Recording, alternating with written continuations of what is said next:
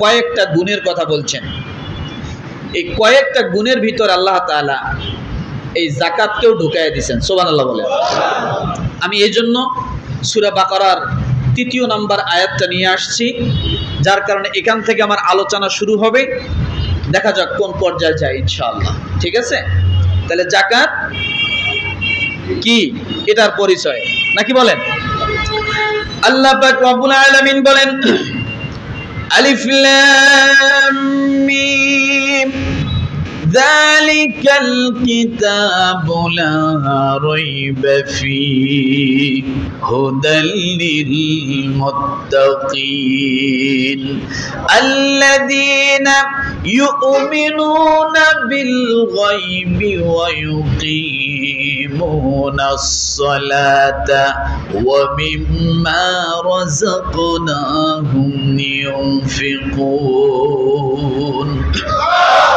একসঙ্গে আলিফ লাম মিম যালিকাল কিতাবু লা রাইবা ফীহি, এই কিতাবের মধ্যে কোনো সন্দেহ নাই। কি সন্দেহ নাই? আলাপ আলোচনা কিছুই হলো না, কিছুই জানলাম না, বুঝলাম না, আমি কিসের সন্দেহ করব? আল্লাহ শুরুতেই বললেন, আগে পড়ো না, আগে থামো, আগে বোঝো। কি যে এই কোরআনের মধ্যে যতগুলো আলোচনা আসবে,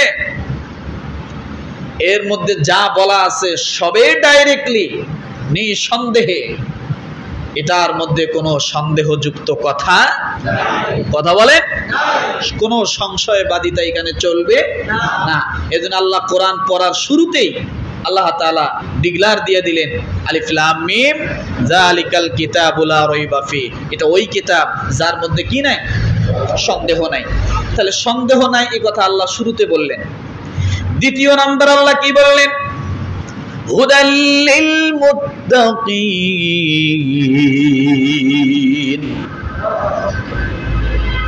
দ্বিতীয় নাম্বার আল্লাহ কি বললেন? হুদাল লিল মুত্তাকিন। এই কিতাব মুত্তাকিদের জন্য হেদায়েত। এখন আপনি যদি প্রশ্ন করেন, আল্লাহ বুঝলাম মুত্তাকির জন্য হেদায়েত, মুত্তাকির কাজ কি, মুত্তাকির কি কি কোয়ালিটি হবে, মুত্তাকির বায়োডাটা কি, মুত্তাকির পরিচয় কি, কোন কাজের গুণে গুণান্বিত থাকলে ব্যক্তিকে আমি মুত্তাকি বুঝবো? আল্লাহ তৃতীয় নম্বরে বলেন, আল্লাযীনা ইউমিনুনা বিল গায়বি ওয়া ইউকিমুনাস সালাতা ওয়া মিম্মা রাযাকনাহুম ইউনফিকুন। জোরে জোরে আল্লাহ বলে, বান্দা মুত্তাকি চেনো না? মুত্তাকির বায়োডাটা চাচ্ছ? তার প্রথম নম্বরে 3টা কোয়ালিটি থাকবে। সুবহানাল্লাহ বলে। কয়টা? সূরা বাকারার 3য় নম্বর আয়াত, আল্লাযীনা ইউমিনুনা বিল গায়ব। সে গায়বের প্রতি ঈমান আনবে, অদৃশ্যের প্রতি ঈমান আনবে। সেটা অদৃশ্যের অনেক কিছু হতে পারে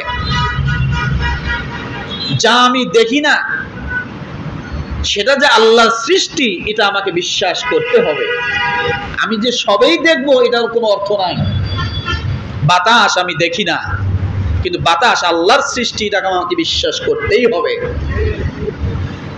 আমি যে আল্লাহকে দেখি না, কিন্তু আল্লাহ আছে, এটা আমাকে বিশ্বাস করতে হবে। তাহলে মুত্তাকির কয় কোয়ালিটির কথা এখানে বলা হয়েছে? 3 কোয়ালিটি। প্রথম নাম্বার কোয়ালিটি হলো মুত্তাকি গায়বের প্রতি কি করবে? বিশ্বাস রাখবে যে আমি যা দেখি, আমি যা দেখি না, সবই আল্লাহর সৃষ্টি। এরপর রব্বুল আলামিন দ্বিতীয় নাম্বার কোয়ালিটির কথা বললেন, ওয়া ইউকিমুনাস সালাত। আল্লাহ বলে, বান্দারে, কোন মানুষ যদি মুত্তাকি হতে চায়, মুত্তাকি দাবি করে, তোমরা তাকে মাফযোগ করো, কিসকি করো, তোমরা তাকে মাফে নাও, তোমরা তাকে স্কেল দিয়ে মাপো। এই স্কেলের নাম হলো সালাত, এই স্কেলের নাম হলো নামাজ। যদি কোনো ব্যক্তি নামাজ পড়ে আর যদি সে বলে আমি মুত্তাকি, কিছুটা বিশ্বাস করা যায়। কিন্তু যে ব্যক্তি নামাজ পড়ে না, সে যদি তামাম জিন্দেগি যদি মাইক দিয়ে গলা ফাটায় বলে আমি মুত্তাকি, আল্লাহ বলে খবরদার তোমরা এটা বিশ্বাস করো না। নামাজি হলে ধারণা করা যায় সে কি মুত্তাকি, আর বেনামাজি হলে কোনো ধারণা না, নিঃসন্দেহে সে মুত্তাকি নয়, মুনাফিক। সে কি? এখন বলবেন হুজুর নামাজ তো পড়ে, সঠিকভাবে পড়ে না। বলি মুসলমান, কার নামাজ কবুল হবে কার নামাজ কবুল হবে না এটা আল্লাহ পাক ভালো জানেন। কিন্তু আপনাকে যদি একেবারে মসজিদের দিকে যাওয়া আসা করতে না দেখা যায়, নামাজের জন্য দাঁড়ানো না দেখা যায়, আপনি যদি বলেন আমি ইমানদার, আল্লাহ বলো মিথ্যুক। কি ও কি মিথ্যুক। এরপর রব্বুল আলামিন তৃতীয় নাম্বার কোয়ালিটি বলেন, ওয়া মিম্মা রাযাকনাহুম ইউনফিকুন।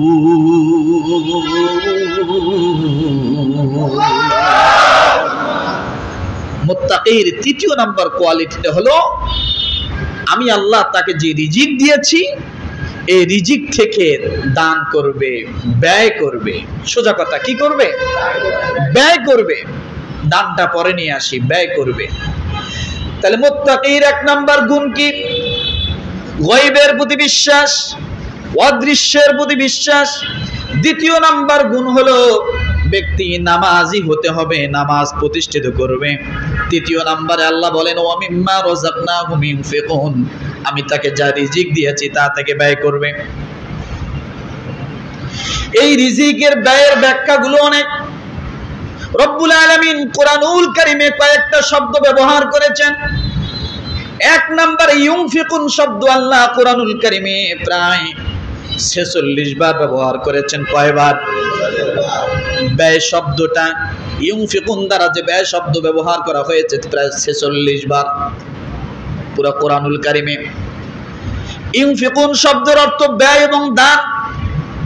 আবার রব্বুল আলামিন যাকাত শব্দ কোরআনুল কারীমে ব্যবহার করেছেন প্রায় 56 বার। কতবার? 56 বার আল্লাহ যাকাত শব্দ ব্যবহার করেছেন কোরআনে। এটাও দান পর্যায়, কিন্তু এটা ওই দান নয়, ইচ্ছাদিক দান নয়। অর্থাৎ যাকাত শব্দ যেখানে আসবে, যদি সম্পদের দিক থেকে যাকাত অর্থ নেওয়া হয় তাহলে এটা অবশ্যই বাধ্যতামূলক করা হবে, কারণ এটা একটা ফরজ ইবাদত। সব দান ফরজ না। ইউনফিকুন এমন একটা শব্দ, আল্লাহ যে সূরা বাকারা 3 নম্বর গুণটা বলছেন, ইউনফিকুন এমন একটা শব্দ, এই ইউনফিকুনের ভিতরে যাকাত আছে। কি আছে? আবার ইউনফিকুনের ভিতরে সাদকা আছে। কি আছে বলে? আল্লাহ এখানে নিউজ ব্যবহার করেছেন, এখানে হেডলাইন ব্যবহার করেছেন, কিন্তু বিস্তারিত আল্লাহ কি কোরআনের বিভিন্ন জায়গায় অন্য অন্য শব্দ ব্যবহার করেছেন। ইউনফিকুনটা হলো নিউজ, এটা হেডলাইন, এটা তো সব পাবেন না, শুধু আল্লাহ ব্যয়ের কথা বলছেন। এখন ব্যয়ের ধরন, চ্যাপ্টার, ভাগ আল্লাহ তাআলা কোরআনে বিভিন্ন জায়গায় বলেছেন। যেমন রব্বুল আলামিন সাদাকা শব্দ ব্যবহার করেছেন কোরআনুল কারীমে 144 বার। কত? তাহলে আমরা জানি সাদকা মানে কি? কি? দান করা। যাকাত মানে কি? দান করা। ইউনফিকুন শব্দের অর্থ হলো দান করা, কিন্তু রব্বুল আলামিন ইউনফিকুন শব্দ আল্লাহ ব্যয় বলেছেন। এখানে ব্যয়ের ভিতর দিয়ে ঢুকায় দিয়ে, অর্থাৎ আপনার থেকে যেটা হস্তগত হয়ে যাবে সেটাই ব্যয়। সেটা কি? সেটা ব্যয়। এই জন্য রব্বুল আলামিন বলেন আল্লাযীনা ইউমিনুনা বিল গায়বি ওয়া ইউকিমুনাস সালাতা ওয়া মিম্মা রাযাকনাহুম ইউনফিকুন। আল্লাহ ইউনফিকুন শব্দ ব্যবহার করে দুনিয়ার মানুষকে জানায় দিচ্ছেন, বান্দারে তোমার এমন সময় হয়ে যাবে, এমন পরিস্থিতি হয়ে যাবে, তোমাকে ফরজ দান অর্থাৎ যাকাত আদায় করতে হবে। এমন পরিস্থিতি হয়ে যাবে, তোমার এমন সিচুয়েশন হবে, সাধারণ দান তোমাকে করতে হবে। এমন সিচুয়েশন হবে, তোমার আপদ বিপদে বালা মুসিবত থেকে মুক্ত হওয়ার জন্য সদকাও করতে হবে। কি করতে হবে? তাহলে দানের পার্থক্য আছে কিনা? ফরজ, সুন্নাহ এবং নফল। ফরজ কোন দান? এটাকে দান বলে না, এটাকে ঋণ পরিশোধ করা বলে। ফরজ হলো ওইটা যেটার নাম হলো যাকাত। কি বলেন তো? যেটার নাম কি? যাকাত। সুন্নাহ হলো ওইটা, ইউনফিকুন, বোঝার জন্য বলছি। আর নফল হলো ওইটা সাদাকা।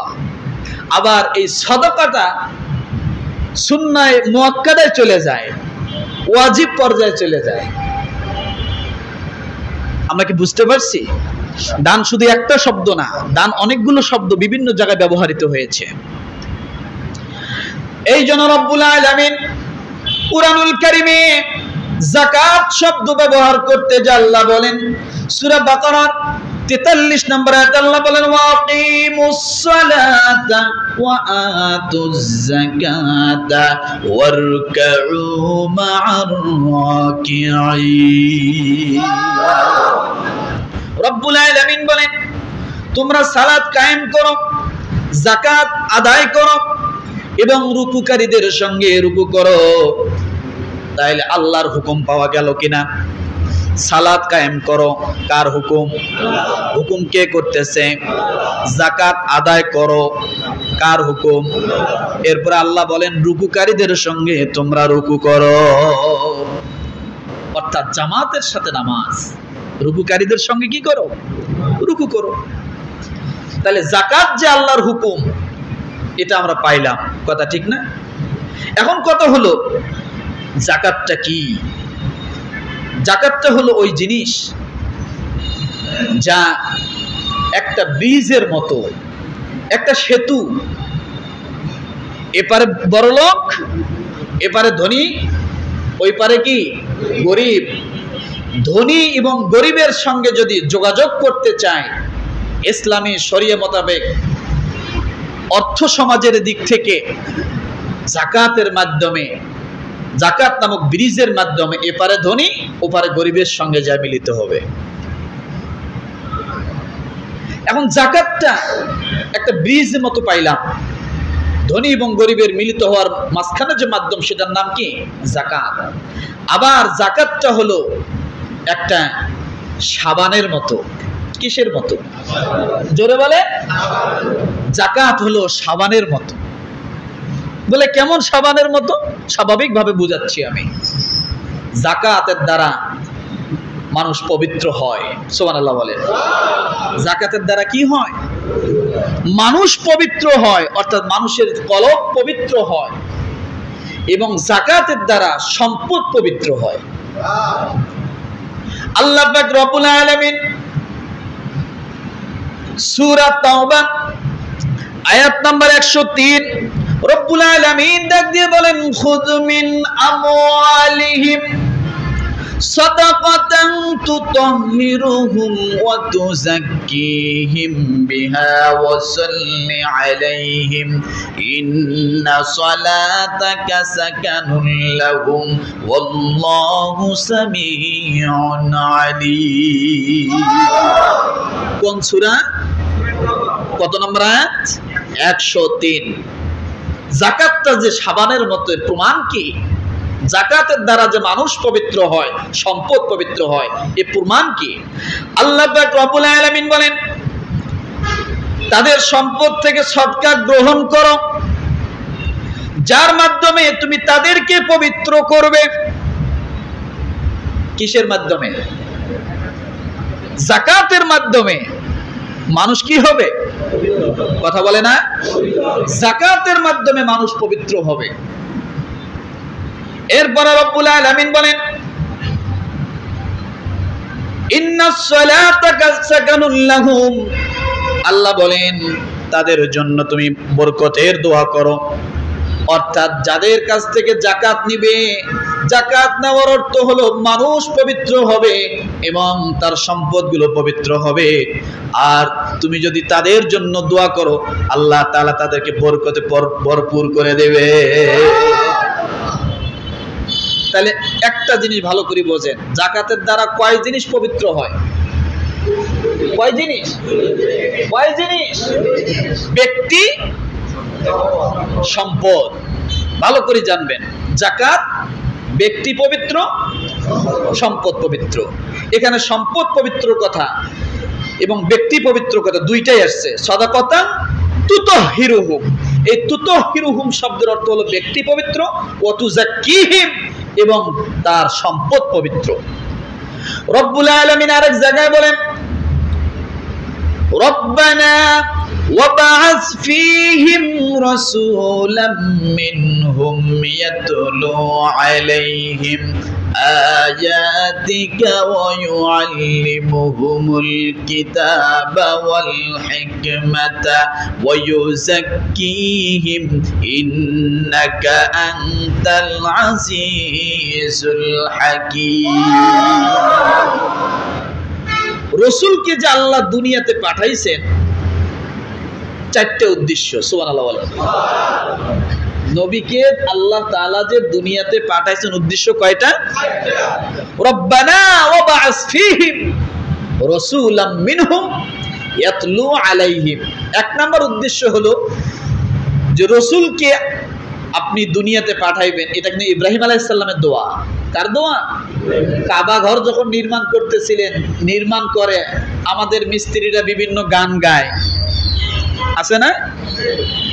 আর ইব্রাহিম আলাইহিস সালাম কাবা ঘরে একটা করে পাথর রাখে আর দোয়া করে। সুবহানাল্লাহ বলে।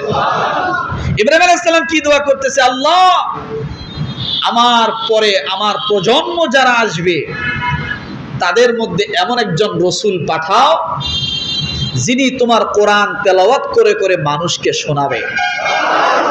এক নাম্বার কাজ। কি করে শোনাবে? সূরা বাকারা সম্ভবত 124-25 এর ভিতরে পাইবেন। মানুষকে কোরআন তেলাওয়াত করে শোনাবে, এক নাম্বার কাজ। ওয়া ইউযাক্কিহিম, মানুষকে পবিত্র করবে। কি করবে? মানুষকে কি করবে? পবিত্র করবে। ওয়া ইউআল্লিমুহুমুল কিতাব, কিতাবের শিক্ষা দিবে, কোরআনের জ্ঞান শিক্ষা দিবে। ওয়াল হিকমা, হিকমার শিক্ষা দিবে, অর্থাৎ সুন্নাহর শিক্ষা দিবে। হিকমা ওই জিনিস,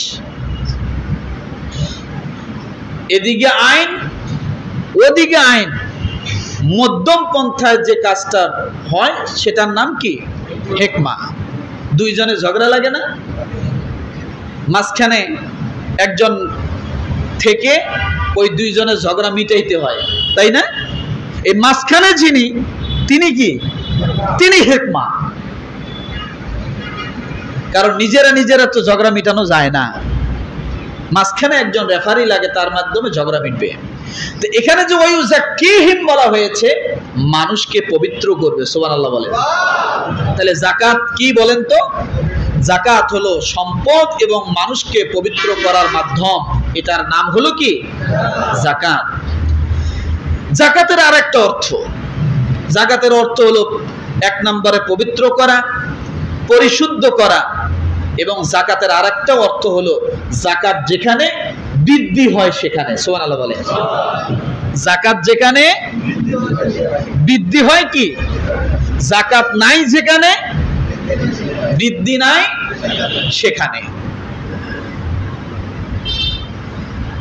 আমার ভাইয়েরা, এরপরে যাকাতটা কি আপনি যদি আবারও বুঝতে চান, দ্বিতীয় নম্বরে যাকাত হলো মানব জাতির আর্থ সামাজিক কল্যাণের জন্য। এই জন্য হলো যাকাত যে মানুষের জন্য অর্থ দিক থেকে, সম্পদের দিক থেকে, সামাজিকতার মাধ্যমে ধনী গরিব যেন সমান হয়। এই জন্য আল্লাহ তাআলা যাকাতের বিধান দিয়েছেন যে একদল শুধু ধনী হবে আর একদল ফকির হতে হতে ভিক্ষার জোলা ঘাড়ে নিবে, এটা যেন না হয়। এই দুইয়ের মাঝখানে সমতা বজায় রাখে যে জিনিসের মাধ্যমে, সেটার নাম হলো যাকাত। সেটার নাম কি? যাকাত। অর্থাৎ দাড়ি পাল্লার মতো, এদিকে পাল্লা এদিকেও কি পাল্লা, মাঝখানে একটা কি? একটা ডান্ডি আছে না? এটাকে ধরে দুইটার সমতা বজায় রাখতে হয়। এরপরে বলা হয়েছে যাকাত শব্দের অর্থ কি? যাকাত একটি ব্রিজ, নৌকার মতো এই যাকাতের মাধ্যমে ধনী এবং গরিবের সঙ্গে কি হয়? সাক্ষাৎ হয়। এরপরে বলা হয়েছে চতুর্থ নম্বরে যাকাত গরিব মুসলমানের স্বাবলম্বী হওয়ার অর্থ ব্যবস্থার নাম হলো যাকাত। একমাত্র যাকাতের মাধ্যমে গরিব মুসলমানরা কি হবে? স্বাবলম্বী হবে। এছাড়া আর স্বাবলম্বী হওয়ার অন্য কোনো পথ নাই। ভিন্ন যত পথ আছে সব শোষণ করে নেয়। কি নাই? সব শোষণ করে নেয়। পঞ্চম নম্বরে ধনী গরিবের কাছে ঋণ মুক্তির মাধ্যমের নাম হলো যাকাত। ধনী গরিবের কাছে ঋণ মুক্তির মাধ্যমটার নাম কি? যাকাত। যাদের উপরে যাকাত ফরজ হয়, যে ব্যক্তির উপরে যাকাত ফরজ হলো, জানবেন ওই ব্যক্তি গরিবের কাছে ঋণী হয়ে গেল। কি হয়ে গেল? কথা বলে না? ঋণী হয়ে গেল। এখন ঋণ মুক্তর মাধ্যম যেটা, সেটার নাম কি? যাকাত। আমার ভাইয়েরা, এই যাকাত হলো গরিবের হক। কার হক? মাথা উঁচু করেন। এই যাকাত হলো গরিবের হক। রব্বুল আলামিন সূরা মাআরিজের 24 নম্বর আয়াতে বলেন, ওয়াল্লাযীনা ফি আমওয়ালিহিম হাক্কুম মা'লুম। আল্লাহ বলেন, যাদের অর্থ সম্পদে নির্ধারিত হক আছে। এখন বলবেন, হুজুর কার হক আছে? রব্বুল আলামিন সূরা মাআরিজের 25 নম্বর আয়াতে বলেন, লিসাইলি ওয়াল মাহরুম। সায়েল যারা, কি বলেন তো? সায়েল যারা, অর্থাৎ যাচনাকারী, অভাবী, ক্ষুধার্ত, এই সমস্ত ব্যক্তি গরিবের কাছে কি? ধনীর কাছে কি? পাওনা। ধনীর কাছে যাকাত পরিমাণ সম্পদ যা আছে, এটা গরিবের হক। এটা যদি দিয়ে দেওয়া হয়, পৃথিবীর জমিনে কোনো গরিব ক্ষুধার্ত থাকবে না, সব পেট ভরা থাকবে, যদি সঠিকভাবে দেওয়া হয়। কিন্তু দেওয়া হয় না, কি বলে? দেওয়া হয় না। আমার ভাইয়েরা একবার প্রশ্ন করবেন, হুজুর যাকাত কি শুধু আমাদের উপর চাপিয়ে দেওয়া হয়েছে নাকি? রব্বুল আলামিন তার প্রমাণ দিতেছেন। যেমন আল্লাহ রোজার কথা বলেছিলেন, শুধু তোমাদেরকে আমি আল্লাহ সিয়াম দেই নাই, তোমাদের পূর্বে যারা এসেছিল আমি আল্লাহ তাদেরকেও সিয়াম দিয়েছিলাম। কথা ঠিক কিনা? আল্লাহ তাআলা তেমন একটা উদাহরণ দিচ্ছেন, বান্দারে তোমার মনের ভিতরে প্রশ্ন আসতে পারে, এই যাকাত কি শুধু আখেরি নবীর উম্মতের জন্য দেওয়া হলো নাকি আমাদের উপর চাপিয়ে দেওয়া হলো? কেন আমরা গরিবকে দিব? আল্লাহ বলেন, শুধু আখেরি নবী নয়, আখেরি নবী দুনিয়ার জমিনে আসার হাজার হাজার বছর আগে আমি আল্লাহ যাকাতকে ফরজ করেছিলাম। যাকাত আগে থেকে ফরজ। প্রমাণ কি? আল্লাহ পাক রব্বুল আলামিন বলেন, ওয়াজআলনাহুম আইম্মাতান ইয়াহদুনা বিআমরিনা ওয়া আওহাইনা ইলাইহিম ফি'লাল খায়রাত ওয়া ইকামাস সালাতি ওয়া ইতাইজ যাকাতি ওয়া কানু লানা আবিদিন। সূরা আম্বিয়া আয়াত নাম্বার 73। কত? ইব্রাহিম আলাইহিস সালাম তার সময়ও যাকাত ফরজ ছিল। সুবহানাল্লাহ বলেন। কি ছিল? ইব্রাহিম আলাইহিস সালাম তার সময় যাকাত ফরজ ছিল। রাসূল সাল্লাল্লাহু আলাইহি সাল্লাম থেকে প্রায় 2500 বছর আগে ইব্রাহিম আলাইহিস সালাম আসছিলেন। ইব্রাহিম আলাইহিস সালামের থেকে 2500 বছর পরে আমাদের রাসূল আসছেন, তারও বেশি হবে। তাহলে রাসূল আসার যদি 2500 বছর আগে যাকাত ফরজ হয়, তাহলে বুঝতে হবে যাকাতটা কত প্রয়োজনীয়, কত কার্যকরী। ইব্রাহিম আলাইহিস সালামের উপর আল্লাহ তাআলা কথা বললেন, আমি তাদেরকে করেছিলাম নেতা, অর্থাৎ ইব্রাহিম আলাইহিস সালামকে আল্লাহ নেতা বানিয়েছিলেন এবং তার বংশধরের মধ্যে বনি ইসরাইলের যত নবীরা আসছেন সকলেই নেতা ছিলেন, কথা ঠিক কিনা? অর্থাৎ দুনিয়ার জমিনে যত নবী দুনিয়াতে আসছেন আমার আল্লাহ তাআলা সকল নবীদেরকে আমার আল্লাহ নেতা উপাধি দিয়েছিলেন। এখন তো নেতা হলো চালচোর, গমচোর, কালাইচোর, ভুট্টাচোর, টাকাচোর, এরা হলো নেতা। আর আগের নেতা ছিল সব নবীরা। সুবহানাল্লাহ বলে। যত 14 নম্বর লোক এরা হলো নেতা। আর আগে আল্লাহ তাআলা নেতা কাদেরকে বানাইছেন দেখেন, নবীদেরকে আল্লাহ নেতা বানাইছেন। ওয়াজআলনাহুম আইম্মাতান ইয়াহদুন। সূরা আম্বিয়া আয়াত নাম্বার কত? 73। সমস্ত নবীরা ছিলেন নেতা। আল্লাহ তাআলা ডাক দিয়ে বলেন, আমি ওহীর মাধ্যমে তাদেরকে সৎকর্ম করতে, নামাজ কায়েম করতে ও যাকাত আদায় করতে নির্দেশ করেছিলাম। তারা আমারই ইবাদত গুজার ছিল। নামাজ কায়েম করতে, যাকাত আদায় করতে কি করেছিলেন? আল্লাহ তাআলা নির্দেশ করেছিলেন। আল্লাহর নির্দেশ যেখানে, সেটা কি সাধারণ নফল? কথা বলে মুস্তাহাব, সুন্নাহ, নো, ফরজ হয়ে যায়। তাহলে বোঝা গেল যাকাত এবং নামাজ আগেও ফরজ ছিল। আজ থেকে 5000 বছর আগেও ফরজ ছিল। আদম আলাইহিস সালামের সময়ও ছিল। আদম আলাইহিস সালামের সময় ফজরের নামাজ আসছে। সুবহানাল্লাহ বলেন। ফজরের নামাজ কোথা থেকে পাইলেন? আদম আলাইহিস সালাম পড়েছিলেন ফজরের নামাজ। আজকে ওদিকে যাব না। তিনি ফজরের নামাজ শুরু করেছিলেন, তওবা কবুল হওয়ার সঙ্গে সঙ্গে ফজরের নামাজে লুটিয়ে পড়েছিলেন। আমার ভাইরা, ইসমাঈল আলাইহিস সালামের সময় যাকাত ছিল। কার সময়? রব্বুল আলামিন ডাক দিয়ে বলেন, ওয়া কানা ইয়ামুরু আহলাহু বিস-সালাতি ওয়াজ-যাকাতি ওয়া কানা ইনদা রাব্বিহি মারদিয়া। বাবা পেলাম, এবার ছেলে, কথা ঠিক কিনা? এবার কে? সে নিজ পরিবার বর্গকে সালাত ও যাকাত আদায়ের হুকুম করত এবং সে ছিল নিজ প্রতিপালকের সন্তোষ ভাজন একজন ব্যক্তি। সুবহানাল্লাহ বলেন। আল্লাহ তাআলার সন্তোষ ভাজন একজন ব্যক্তি, তার নাম কি? ইসমাঈল আলাইহিস সালাম, যিনি তার জীবন, তার হায়াত, তার মৌত সবকিছু আল্লাহর উপর সফর্দ করেছিলেন। সুবহানাল্লাহ বলেন। বাপ যেমন, ছেলে তো এরকম হবেই, কথা ঠিক না? আমার ভাইরা, ঈসা আলাইহিস সালামের আমলে যাকাত ছিল। সুবহানাল্লাহ বলেন।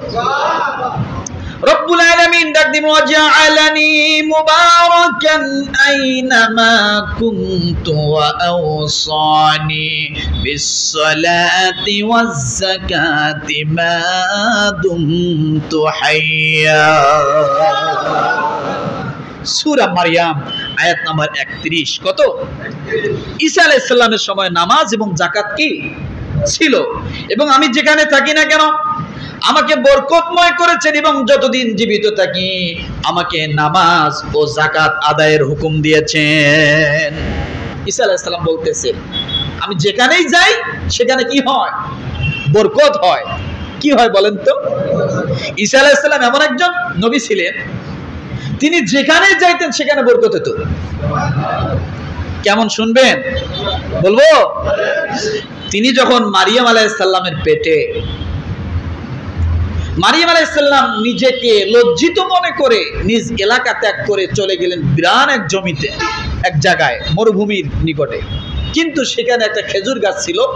ওই গাছটা ছিল একেবারে শুকনা, মরা খেজুর গাছ ছিল, এবং ওই খেজুর গাছের মাথা ছিল না। কি ছিল না? কি ছিল না? মাথা ছিল না। তো প্রসব বেদনা উঠছে। ঈসা আলাইহিস সালাম দুনিয়াতে আসবে, কিন্তু ওই সময় ছিল ক্ষুধার্ত মারিয়াম আলাইহিস সালাম। তখন তিনি ক্ষুধার্ত যখন আল্লাহর কাছে বলতেছে, আল্লাহ আমার গর্ভে বাচ্চা, আমি এদিকে ক্ষুধার্ত, আমি তো আর পারতেছি না। আল্লাহকে মারিয়াম বলে, জি, তুমি যে শুকনা গাছটার সঙ্গে হেলান দিয়েছো, ট্যাক লাগাইছো, এই গাছটা একটু ঝাঁকি দাও। কালকে সুবহানাল্লাহ বলেন, আর নাহলে ইফতারি কইরে তারপরে সুবহানাল্লাহ বলেন, কাজা রাখেন। ভাবি সহ একবারে বলবেন বাসায় যাইয়া সুবহানাল্লাহ।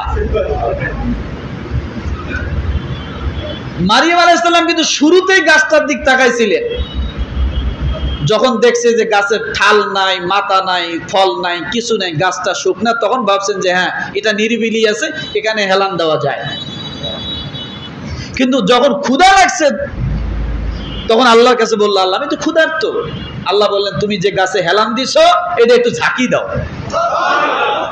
মারিয়াম আলাইহিস সালাম কয়, আল্লাহ এটা তো মরা গাছ, এটাতে তো কিছু নাই।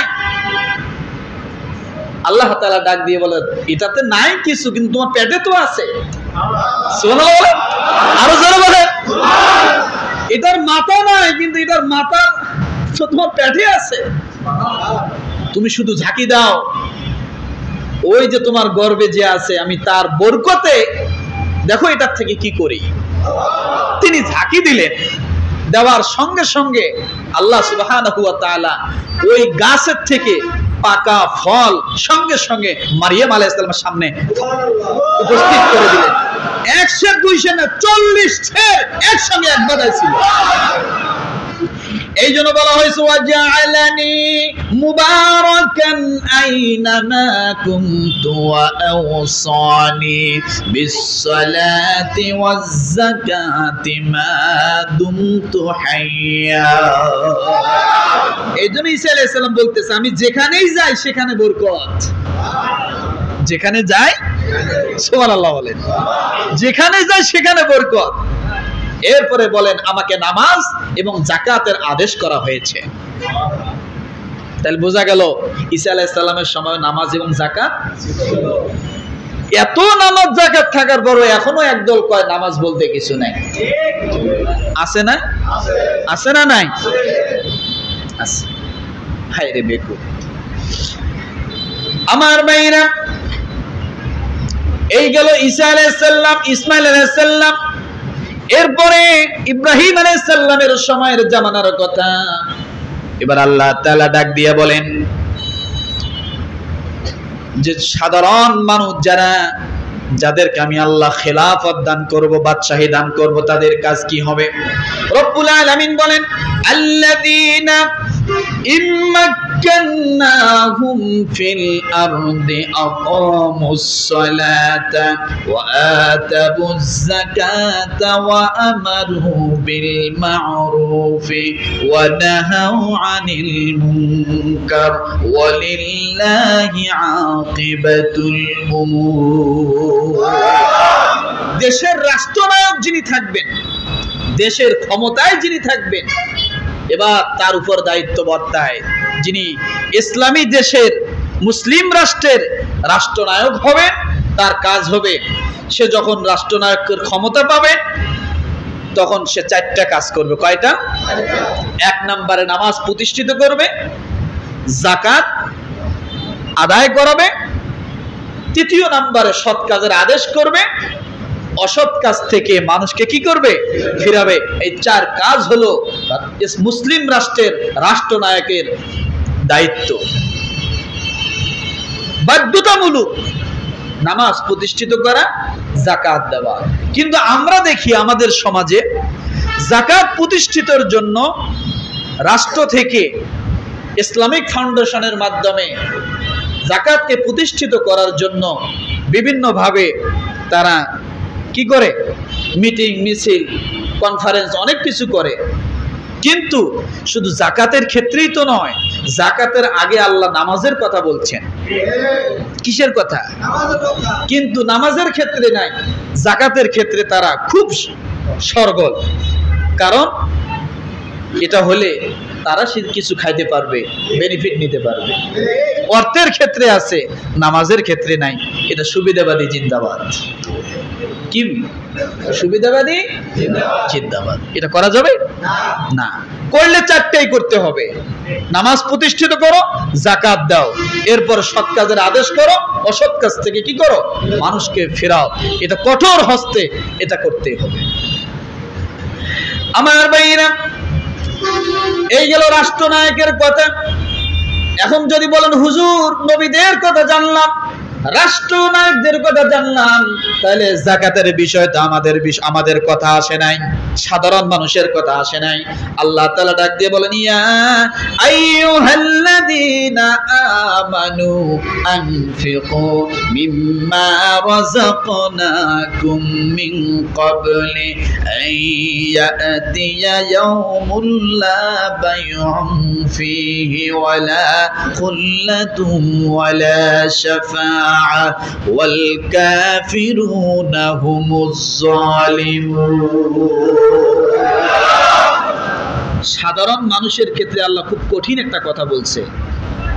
এই আয়াতটা শুরু সূরা বাকারা আয়াত নম্বর 254। কত বলেন তো? জোরে বলেন, আরো জোরে বলেন। এদিক তাকান, মারাত্মক একটা আয়াত।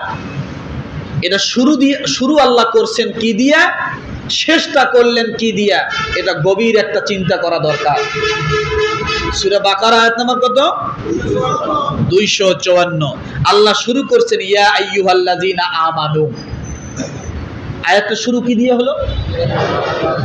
ইয়া আইয়ুহাল্লাযীনা আমানু, হে ইমানদারগণ, আমি তোমাদেরকে যে রিজিক দিয়েছি তা থেকে সেই দিন আসার আগে।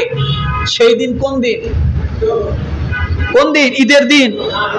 ঈদের দিন আসার আগে বলে না, মৃত্যু আসার আগে। সেই দিন আসার আগে আল্লাহর পথে ব্যয় করো, যেদিন কোনো বেচা কিনা থাকবে না। যেদিন কি কোনো কি থাকবে না? বেচা কিনা থাকবে না। মরার সময় মানুষ বেচা কিনা করতে পারবে? কবরে যায় বেচা কিনা করতে পারবে? হাসরে না। যেদিন কোনো বেচা কিনা থাকবে না, কোনো বন্ধু কাজে আসবে না, কোনো বন্ধু এবং কোনো সুপারিশও কাজে আসবে না। আর যারা কুফর অবলম্বন করেছে তারাই জালিম। এবার বোঝেন তো, আল্লাহ আয়াতটা শুরু করলেন ইয়া আইয়ুহাল্লাযীনা আমানু, আর শেষ করলেন আল্লাহ কি দিয়ে? যারা কুফর অবলম্বন করেছে তারা কি? জালিম। কেন? আয়াতটা তো শুরু হয়েছে ইয়া আইয়ুহাল্লাযীনা আমানু, ঈমানদার দিয়া, শেষ তো হওয়া লাগছিল মুত্তাকিন, মুমিনিন, মুহসিনিন, মুফলিহিন এগুলা দিয়া। কথা ঠিক কিনা? কিন্তু আল্লাহ এই আয়াতটা শেষ করলেন কি? ওয়াল কাফিরুনা হুমুজ জালিমুন, যারা কুফর অবলম্বন করবে তারা জালেম। তার মানে কি জানেন? আল্লাহ শুরু করছেন ইয়া আইয়ুহাল্লাযীনা আমানু, হে ঈমানদারগণ, তোমরা যদি এগুলা মানো তাহলে তোমরা ঈমানদার। তাহলে তোমরা কি? যদি এই কয়টা মানো তাহলে তোমরা কি? ঈমানদার। আর যদি তোমরা না মানো তাহলে তোমরা অস্বীকারকারী, তোমরা জালেম। তাহলে তোমরা কি? তখন আর ঈমানদার থাকবে না, অটোমেটিক চেঞ্জ হয়ে যাবে। তাহলে এটাই বোঝেন যে শুধু ঈমানদার ঈমানদার বলে কলার ঝাঁকি দিলে হবে না। ঈমানদারের ম্যানুয়ালিতে, ঈমানদারের পরিমাপিতে আপনি আছেন কিনা শেষ পর্যন্ত এটা দেখতে হবে। হয়তো শুরুতে আপনি ঈমানদার, শেষে যায় আপনি জালেম। শেষে যায় কি? আপনি জালেম। তাহলে বাহাদুরি করার কিছু আছে? কোন সূরা? কত নম্বর আয়াত? আবারও পড়ে নেবেন। আমার বাইরে গেল যাকাতের পরিচয়। যাকাত দিলে হবে না আপনি মুত্তাকি, যাকাত দিলে হবে না আপনি মুহসিনিন, যাকাত দিলে হবে আপনি মুমিনিন। আর যদি আপনি যাকাত না দেন তাহলে হবেন আপনি জালেম, তাহলে হবেন আপনি অস্বীকারকারী। কথা ঠিক কিনা? আমার ভাইরা, এরপরে আপনি যদি প্রশ্ন করেন দ্বিতীয় নাম্বার, হুজুর যাকাতের পরিচয় পেলাম, এবার যাকাত কেন দিব? দ্বিতীয় নাম্বার অধ্যায় যাকাত। যাকাত প্রশ্নটা সকলে করেন না, মাথা উঁচু করেন, ঘুমাবেন না। যাকাত কেন দিব? আমার ভাইরা, এক নম্বরে সর্বপ্রথম কথা হলো যাকাত এই জন্য দিবেন, এটা আল্লাহর হুকুম। সবার প্রথম এটা কি? আল্লাহর হুকুম। যাকাত আপনি এই জন্যই দিবেন, এটা আল্লাহর হুকুম, ফরজ ইবাদত। দ্বিতীয় নম্বরে মুসলিম গরিবের হক। দ্বিতীয় নম্বর কি? এই জন্য আপনি যাকাত দিবেন, এটা গরিবের হক। তৃতীয় নম্বর, আপনি কেন যাকাত দিবেন? ব্যক্তি এবং সম্পদকে পবিত্র করে, এই জন্যই আপনি যাকাত দিবেন। আপনাকে এবং আপনার সম্পদকে পবিত্র করবে, এই জন্যই আপনি যাকাত দিবেন। এরপরে বলা হয়েছে চতুর্থ নাম্বার, আপনি কেন যাকাত দিবেন? আপনি আযাবের থেকে রক্ষার জন্য, গজব থেকে রক্ষার জন্য, মালের ধ্বংস থেকে রক্ষার জন্য আপনি যাকাত দিবেন। যদি আপনি যাকাত দেন, আপনি আযাব থেকে মুক্তি পাবেন। আযাব থেকে কি পাবেন? এরপরে যদি প্রশ্ন, হুজুর যাকাত কেন দিব? যাকাত এই জন্য দিবেন, আযাব থেকে মুক্তি হবে আর আল্লাহ তাআলা আপনাকে পুরস্কৃত করবে। কি করবে? তাহলে যাকাত না দিলে এরা শাস্তি আছে না নাই? যাকাত না দিলে শাস্তি আছে না নাই? এই শাস্তি থেকে মুক্তির জন্য কি করতে হবে? যাকাত দিতে হবে। রব্বুল আলামিন ডাক দিয়ে বলেন, ইয়া আইয়ুহাল্লাযীনা আমানু ইন্না কাসীরাম মিনাল আহবারি ওয়ার রুহবানি লা ইয়াকুলুনা আমওয়ালান নাসি বিল বাতিলি ওয়া ইয়াসুদ্দুনা আন সাবিলিল্লাহ ওয়াল্লাযীনা ইয়াকনিজুনা আয-যাহাবা ওয়াল ফিদ্দাতা ওয়া লা ينفقونها في سبيل الله فبشرهم بعذاب أليم। যাকাত কেন দিবেন? আল্লাহ তাআলা সূরা তাওবা আয়াত নাম্বার 34, এখানে এই আয়াতটাও আল্লাহ শুরু করছেন ইয়া আইয়ুহাল্লাযীনা আমানু দিয়া। কি দিয়া? জোরে বলেন। আয়াতগুলো ক্যাটাগরি বুঝে যান। আল্লাহ শুরু করলেন ইয়া আইয়ুহাল্লাযীনা আমানু, কিন্তু আল্লাহ শেষ করছেন ফাবাশশিরহুম বিআযাবিন আলীম। কঠিন এক হুঙ্কার দিয়ে আল্লাহ আয়াতটা শেষ করলেন। কি হুঙ্কার জানেন? যারা যাকাত দিবে না তাদেরকে তুমি কঠিন আযাবের সুসংবাদ দাও। কি সংবাদ দাও? কি সংবাদ দাও? শোনেন, দুঃখ সংবাদ এটা হালকা, কিন্তু আযাবের সুসংবাদ যখন বলা হয় তখন এটা আর হালকা থাকে না, এটা ওয়েটের উপর ওয়েট হয়ে যায়। ইয়াউমা ইউহমা আলাইহা ফি নারি জাহান্নামা ফাতুকওয়া বিহা জিবাহুহুম ওয়া জুনুবুহুম ওয়া যুহুরুহুম হাযা মা কানাজতুম লিআনফুসিকুম ফাযুকু মা কুনতুম তাকনিজুন। আযাবটা কি কেমন হবে? আল্লাহ যে ফাবাশশিরহুম বিআযাবিন আলীম বললেন, এই আযাবের ধরনটা কেমন হবে?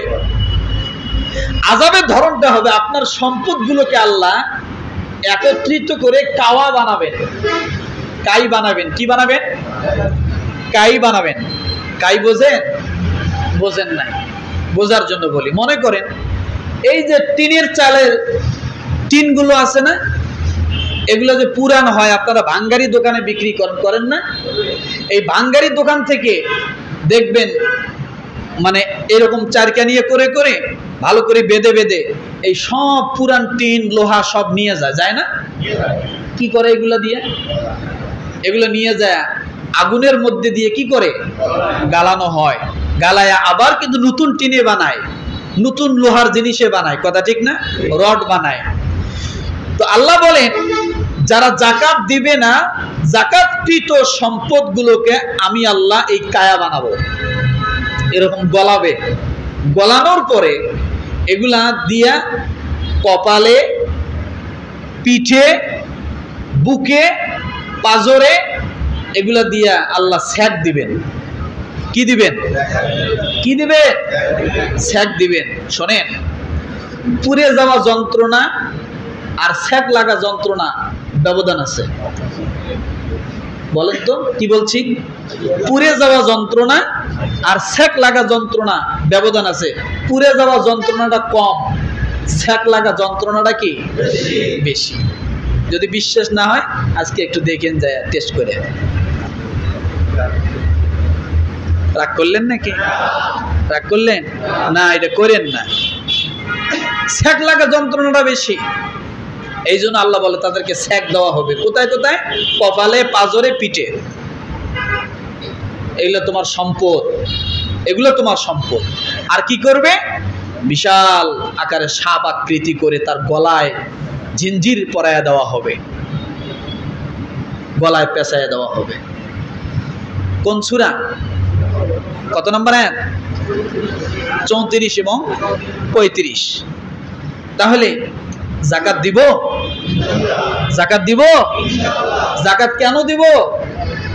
আযাব থেকে মুক্তির জন্য, নিজেকে পবিত্র করার জন্য, সম্পদকে পবিত্র করার জন্য, গরিব মুসলমানকে আত্মনির্ভরশীল করার জন্য, স্বাবলম্বী করার জন্য। মনে থাকবে আমার ভাইরা? এই যাকাত না দেওয়ার শাস্তির কথা আল্লাহ একটা সূরা নাজিল করছে। কয়টা? সূরা হুমাযা। কোন সূরা বলেন তো? আল্লাযী জামাআ মালাম ওয়া আদ্দাদা। এইটা পুরোটা জাহান্নামের আয়াত, মানে সূরা পুরোটাই জাহান্নামের সূরা। দুই কারণ, পরনিন্দা করা আর হলো যাকাত না দেওয়া। এর শাস্তি অনেক কঠিন। পরনিন্দা আর কি?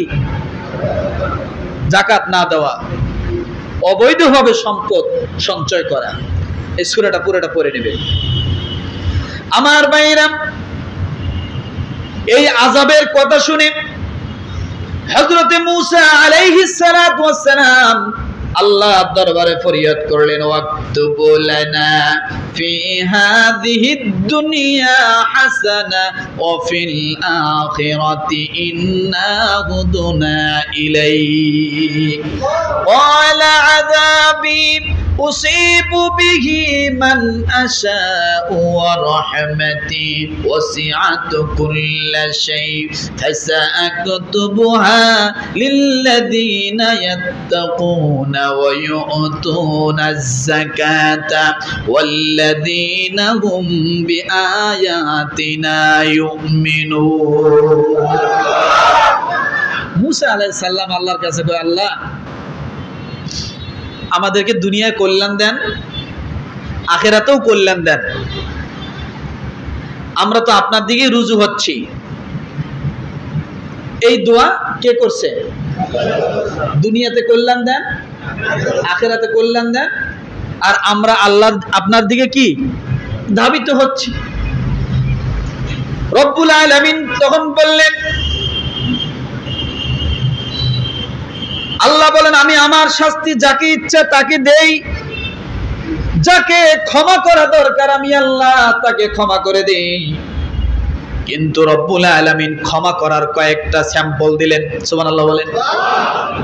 ও মূসা, আল্লাহ ডাক দিয়ে বলেন, নবী মূসা আমি তাদেরকে ক্ষমা করব, তাদেরকে আমি আল্লাহ রহমত দিব, তাদের প্রতি আমি আল্লাহ দয়া করব।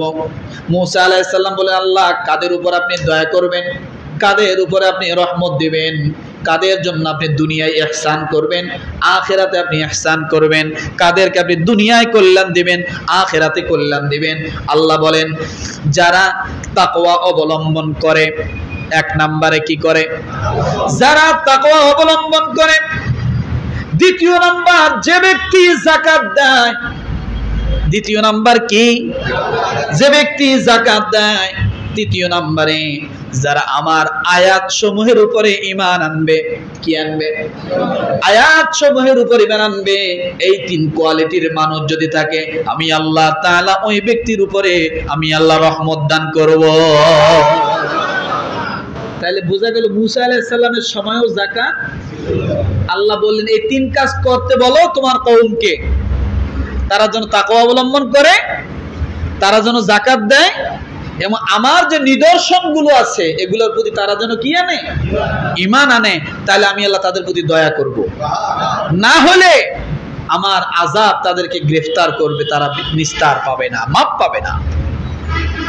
তাহলে সর্বোপরি আজকে দুইটা জিনিস জানলাম, যাকাত কি এবং কি যাকাত কেন। যাকাত এই জন্য যে আমার সমস্ত সম্পদ এবং আমাকে কি করবে, পবিত্র করবে। তাহলে এখন থেকে আমরা একটু যাকাত দেওয়ার জন্য প্রস্তুতি হতে পারি কিনা, কথা বলেন, পারি কিনা? বাকি তিনটা ইনশাআল্লাহ আগামী জুমা শেষ করব ইনশাআল্লাহ। তাহলে যাকাত এটা কার বিধান? নফল না সুন্নাহ? কি জোরে বলেন? ফরজ বিধান, এটা দিতেই হবে। আপনি যাকাত দিবেন না, বছর বছর উমরা করতে যাবেন, ওই উমরা এখানে কাজে আসবে না, ওই উমরায় কাজে আসবে না। আপনাকে ভেবে চিন্তে কাজ করতে হবে। আপনি যাকাত দেন না, কিন্তু প্রতি বছর আপনি লাখ লাখ টাকা দান করেন,